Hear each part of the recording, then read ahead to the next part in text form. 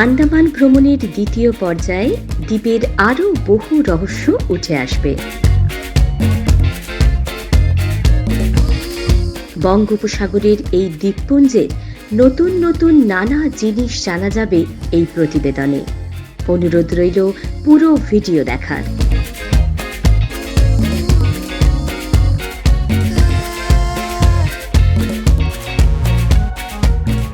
আন্দামান ভ্রমণের দ্বিতীয় পর্যায়ে প্রথমেই গন্তব্য জলি বয় আইল্যান্ড ও জলি বয় বিচ।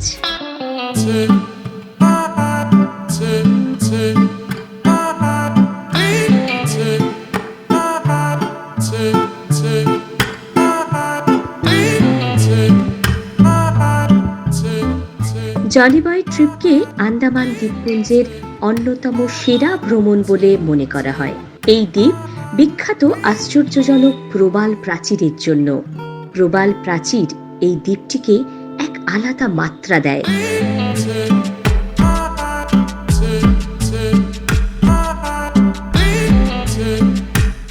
জলি বয় দ্বীপটি মহাত্মা গান্ধী সামুদ্রিক জাতীয় উদ্যানের অধীনে।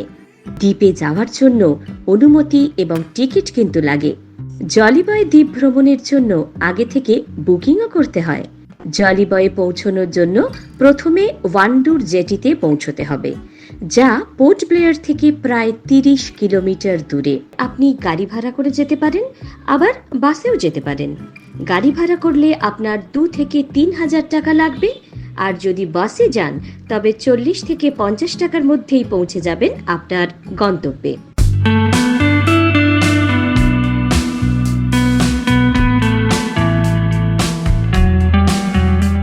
ওয়ান্ডুর থেকে জলি বয়ে নৌকা নিয়ে যাওয়ার জন্য সকাল 7টার দিকে যাত্রা শুরু করতে হবে।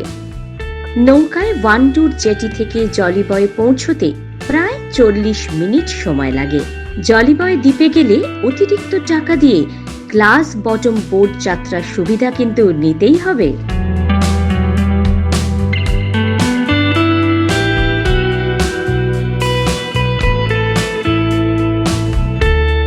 সাধারণ টিকিটের ভিতর এই রাইড কিন্তু অন্তর্ভুক্ত করা হয় না। কাচের নৌকো যাত্রার খরচ সময়ের উপর নির্ভর করে। কিছু রাইড 15 মিনিটের জন্য, কিছু বা 30 মিনিটের জন্য, আবার 1 ঘন্টার রাইডও কিন্তু আছে। তবে সব মিলিয়ে 1 ঘন্টার বোট যাত্রাই সবচেয়ে ভালো হবে।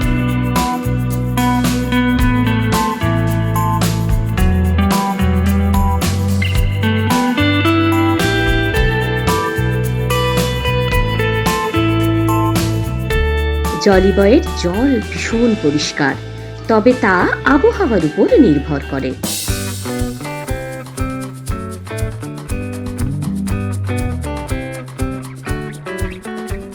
পৃথিবীর দ্বিতীয় বৃহত্তম প্রবাল দ্বীপপুঞ্জ এটি।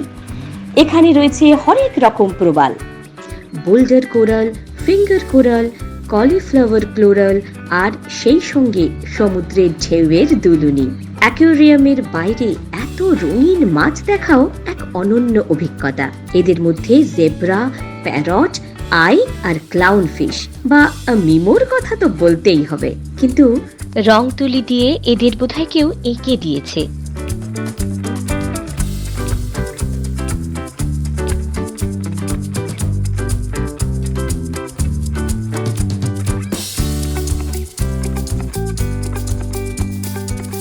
এছাড়া রয়েছে গাছের মতো দেখতে হলেও বিশেষ সামুদ্রিক প্রাণী লিলি আর সি কিউকাম্বার।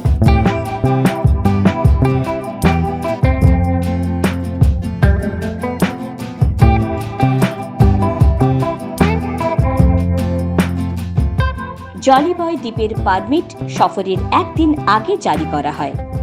এই পারমিটটি পোর্ট ব্লেয়ারের পর্যটন অফিস থেকে নিতে হয়। পারমিট পাওয়ার জন্য একটি বৈধ ফটো আইডি কিন্তু মাস্ট। অনলাইনেও পারমিট পাওয়া যায়।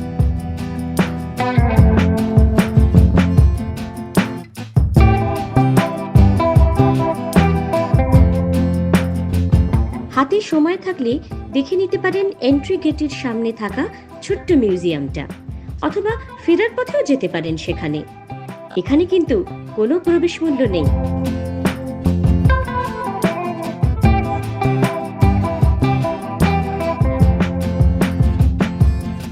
সৈকতের আনন্দ উপভোগ করে দুপুর 2টো থেকে 2:30-র মধ্যে ফের মূল ভূখণ্ডে ফেরার নৌকায় বা লঞ্চে চেপে বসুন। পোর্ট ব্লেয়ারে পৌঁছে রাতটা হোটেলে কাটিয়ে সকাল সকাল বেরিয়ে পড়ুন রস আইল্যান্ডের দিকে। রস আইল্যান্ড, যার পোশাকি নাম এখন নেতাজি সুভাষ বোস আইল্যান্ড।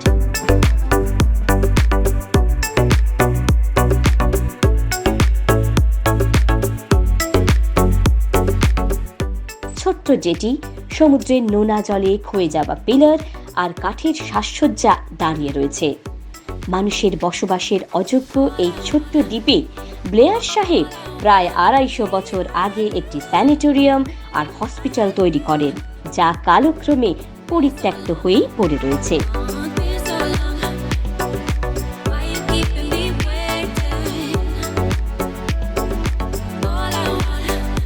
এরপর 1858 সালে ব্রিটিশ রাজ এখানে অফিসার্স কলোনি তৈরির উদ্যোগ নেয়।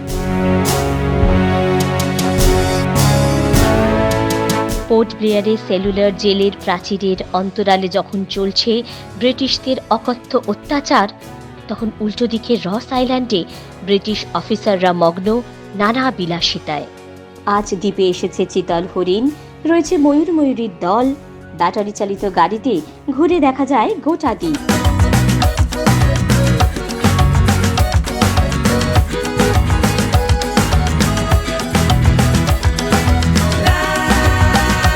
গাড়ি যত এগোয় চোখে পড়ে ব্রিটিশ স্থাপত্যের নানাবিধ ভগ্নাবশেষ বললে ভুল হবে। সামুদ্রিক শ্যাওলা আর গাছের শিকড় বাকড় আষ্টে পৃষ্ঠে জড়িয়ে রেখেছে ভগ্ন প্রায় পরিত্যক্ত ব্রিটিশ বেকারি, পাওয়ার হাউস, অফিসারদের নাচঘর আর বিলাসবহুল বাংলোগুলোকে। দ্বীপের এই বিলাসবহুল স্থাপত্য, রাস্তাঘাট, বনবিতান সবই কিন্তু তৈরি করানো হতো বন্দী ভারতীয় স্বাধীনতা সংগ্রামীদের দিয়েই। ব্রিটিশদের এই বিলাসবহুল দ্বীপ একসময় পরিচিত ছিল প্রাচ্যের দ্বিতীয় প্যারিস নামে। 1941 সালের পর কিছুদিন জাপানি সৈন্যদের অধিকারে ছিল এই দ্বীপ। স্বাধীনতার পরে ভারত সরকার হস্তগত করে এই গোটা দ্বীপকে। এখন এটা ভ্রমণ কেন্দ্র। দ্বীপের এক কোণে রয়েছে ভারতীয় নেভির বেস ক্যাম্প। এর পরের গন্তব্য ওয়াটার স্পোর্টসের জন্য নর্থ বে দ্বীপ।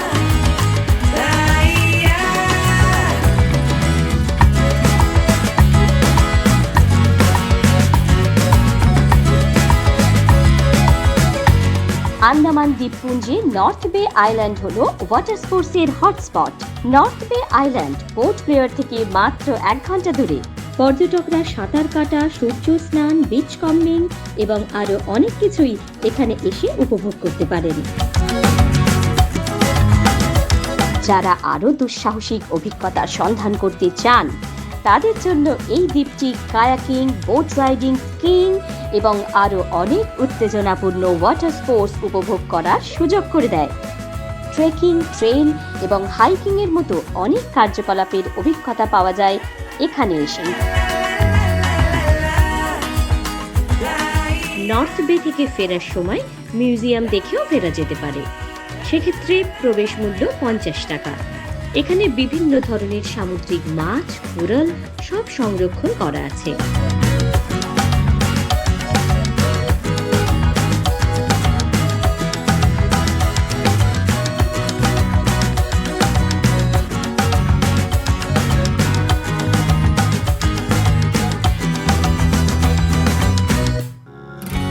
আশা করি ভিডিওটি আপনাদের ভালো লেগেছে। যদি ভালো লেগে থাকে তাহলে লাইক করুন, কমেন্ট করুন, শেয়ার করুন। আর যদি আপনি চ্যানেলটা প্রথম দেখে থাকেন তাহলে অবশ্যই সাবস্ক্রাইব করুন।